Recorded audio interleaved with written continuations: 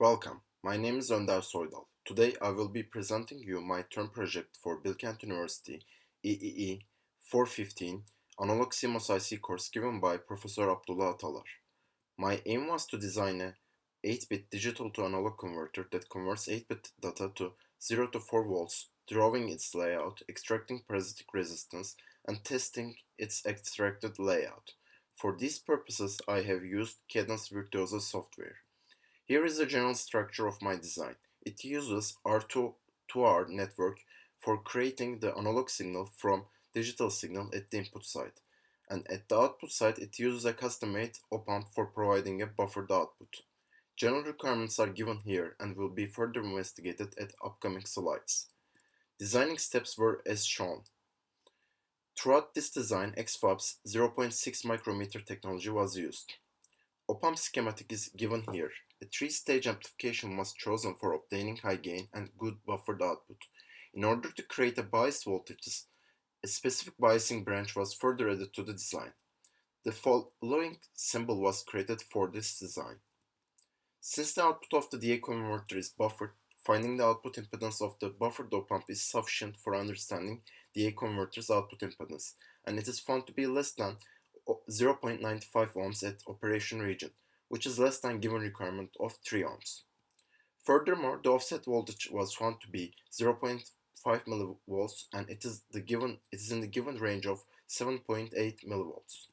In order to understand op-amp's phase margin with a parallel load of 1 kilo ohm and 10 picofarads, its open loop response was analyzed. Then by using stability analysis tool in Cadence, phase margin was found to be around 51 degrees, which is more than required 50 degrees. Furthermore, at no load condition, op-amp was found to be consuming only 0.5 milliamperes at most, which is in the given range of 10 milliamperes. In addition, as it can be seen from the red waveform, op-amp's output follows its input linearly in between operation range of 0 to 4 volts as desired. The schematic of our ladder is given below. At each resistance values are 30 kilo ohms and all MOSFETs have a width of 300 micrometer. At the input, clocked flip-flops accept the digital input sequentially. Here the symbol for the R ladder is given. Then R ladder and op-amp were connected to form overall DA converter. The test bench for DA converter is given here. For debugging purposes, ladder and op-amp were placed separately. At this stage, corner analysis were conducted by Cadence specific tools. Under typical mean conditions, the DA converter operates really well and preserves its monotonicity. Each data points were separately analyzed and design was once again verified.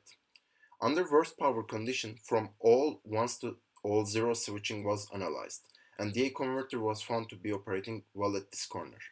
Furthermore, at worst power condition, the maximum clock speed of the DA converter was found to be around 500 kHz. Since all bits change while switching from 127 to 128, it is the most difficult operation for DA converter.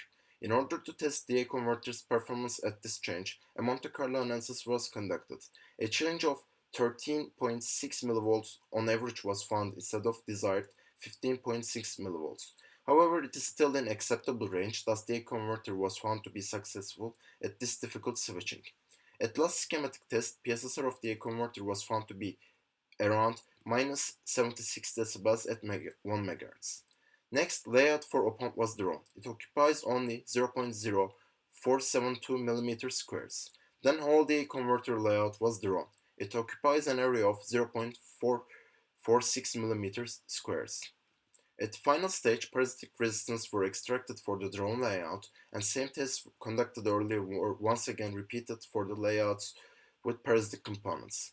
The results are compared at the table given. Even though offset voltage and no load current have increased after parasitics, they are still in safe region. Furthermore, the phase region has increased after parasitics, hence the DA converter stability has been improved. Further test results for parasitic layout are given at the following slides. Linearity is still very good as the DA converter is able to generate all outputs from 0 volt to 4 volts with great monotonicity. In addition, at the most difficult switching from 127 to 128, the DA converter performs well. However, some spikes were observed at the switching points. When such spikes were zoomed in, it was observed that they only last only 300 nanoseconds, hence can be ignored.